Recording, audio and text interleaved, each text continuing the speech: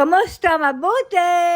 For today's video. For today's video, ito yung aking makaganapan mula sa airport ng Israel at for the layover naman sa airport ng Abu Dhabi. Nag-taxi nga ako papunta dyan sa airport at nagbayad ako ng 130 shekel o nasa 2,200 pesos sa pera natin sa Pinas. Dalawang maleta nga lamang ang dala kong pauwi at yung isa ay hand carry. Sa tulad ko na OFW ay ito yung isa sa pinakamasayang araw para sa amin, ang umuwi ng Pinas para magbakasyon at makasama ang mga mahal sa buhay. 2:50 pa naman ang hapon ng aking flight pero maaga akong pumunta dyan sa airport at dumating ako dyan ng 8:40 ng umaga. At sa sobrang aga ko nga i-close pa yung pila kaya naman for the tambay muna ang person habang naghihintay. At dahil matagal-tagal nga din ang aking paghihintay ay nagbaon ako ng sandwich at tubig para makatipid na din. Kapag umuwi ako ng Pinas ay laging paalala din sa akin ni Lola na magbaon daw ako ng pagkain para hindi ako magutom. At ang gusto pa nga ipabaon sa akin dati ni Lola ay nilagang itlog at saging. At dahil nga maaga akong dumating dyan at close pa ang pila ay pinabalik ako ng 10 a.m. May mga nakasabayan nga din ako dyan ng mga ilang Pilipino na magbabakasyon din sa Pinas. Konti nga lamang kami mga Pilipino dahil bihira lamang ang nagbabakasyon hanggang ng buwan. Dahil karamihan nga ay buwan ng December o kaya naman ay summer. Eto nga din yung unang beses na nagbakasyon ako ng buwan ng August. At eto nga nandito na ako sa may security at may ilang katanungan nga lamang bago makapasok. Tinatanong kung anong pangalan ng employer, saan kami nakatira at ilan kami sa bahay at ano ang pangalan ng mga anak ni Lola. Ilang taon na daw ako dito sa Israel, sino ang kasama ko pa uwi at anong dahilan ng aking pag-uwi. At syempre kapag walang kahinahinala sa'yo ay confident kang sagutin ang kanilang mga katanungan at makakapasok ka. Pang-anim na beses ko na nga yung bakasyon at syempre laging masaya at excited na makasama ang pamilya. Pero ganun pa man ay meron ding lungkot at pag-aalala dahil maiiwan ko ang aking mga alaga. At ayun nga't okay na at pasok na ang aking mga maleta at isinama na nga din yung aking hand carry at pre na daw yun. May boarding pass na nga din tayo at siguradong makakapasok na ng eroplano.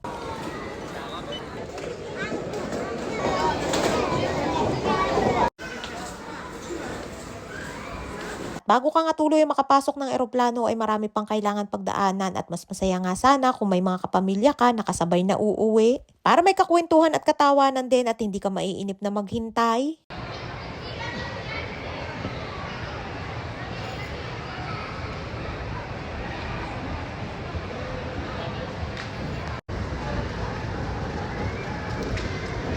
At ayun nga't ngiting tagumpay ng person at for the go naman tayo sa waiting area. Tambay ulit at halos mahigit isang oras pa nga ang hihintayin bago tuloy ang makapasok ng eroplano. Yung iba naman ay namamasyal muna habang naghihintay, hindi tulad ko na diretso na din sa gate. Tanghali na nga yan at yung ibang mga kasabayan kong Pinoy ay may baon silang pagkain at dyan na nga sila nagtanghalian. At heto nga at matapos ang mahabang paghihintay dyan sa airport ay sa wakas ay tuluyan na makakapasok ng eroplano.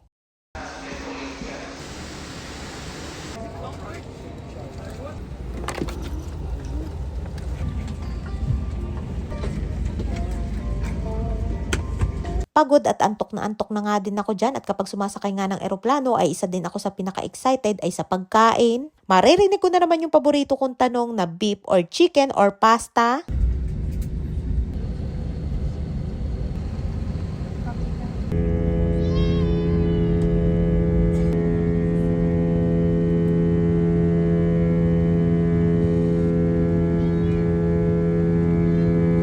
Kapag umuwi nga ako ng Pinas ay lagi ko ding nire-request na sa tabi ng bintana ang aking upuan para may sandalan ako kapag matutulog at syempre para kita din yung tanawin sa baba. Ganun nga ang itsura ng bansang Israel sa himpapawid at kung titingnan nga ay parang tuyot na tuyot.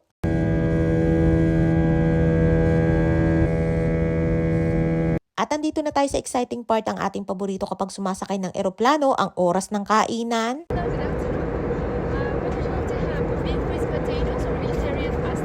Meron dalawa na pwedeng pagpilian, ang beef with potato at vegetarian pasta. At syempre ang aking pinili ay ang beef with potato na mayroon din ngang kasama na beans. Masarap nga pagkakaluto niyan at yung lasa ay parang kaldereta at mas masarap sana ngang i-partner sa kanin. At meron din tayong vegetable salad, merong lentils na lasang munggo, may carrots at pipino. Kapag sumasakay nga ako ng Etihad ay hindi nawawala yan. Okay din naman ang lasa at naubos ko pero mas okay sana kung prutas na lamang. At meron din silang pa-dessert na strawberry mousse at yan yung lagi kong hindi nauubos. Maaaring sa iba'y masarap yan pero hindi ko yan ganun ka-type na parang kumakain ka ng bula. Gusto ko nga sanang ubusin dahil sayang pero talagang hindi ako makaubos niyan.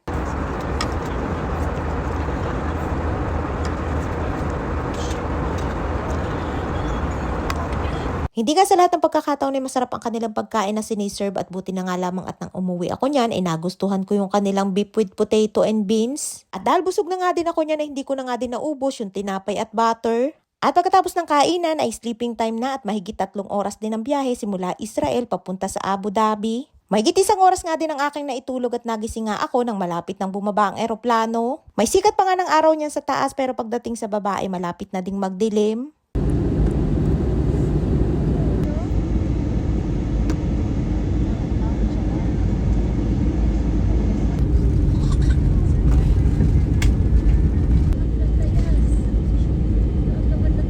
Ganun nga ang itsura ng Abu Dhabi sa taas at parang Israel nga din na tuyot ang lupa. Alas 7 na nga ng gabi niya nang makarating kami dyan sa airport ng Abu Dhabi at 3 oras naman ang hihintayin ko para sa susunod na flight. Buti na nga lamang at 3 oras lamang ang aking paghihintay, hindi katulad nung nakaraan taon na nagbakasyon din ako na inabot ng mahigit 9 na oras ata yun.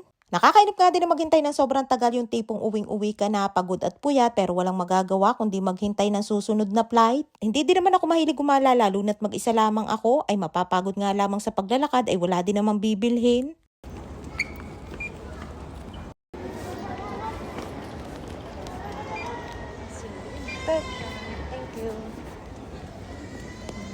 At ayun nga hanggang sa Abu Dhabi, nadala ko pa ang salitang toda ng Israel nang ibig sabihin ay thank you. Ay bigla nga napahina ang boses ko at sabay sabi ng thank you nang maalala ko na wala na nga pala ako sa Israel. Maganda nga ang airport ng Abu Dhabi at marami nga din dyan mga Pilipino na nagtatrabaho. Pangalawang beses ko na nga mag-layover dyan sa Abu Dhabi at nakapag-layover na din ako sa Dubai. Nag-Etihad na nga lamang ako na nasa 78,000 ang plane ticket. Kaysa sa Emirates na abot din ng halos 90,000. Ay di syempre doon ako sa mas makakatipid basta ang mahalaga ay makauwi ng ayos at ligtas. Pause. Second. Pause for you.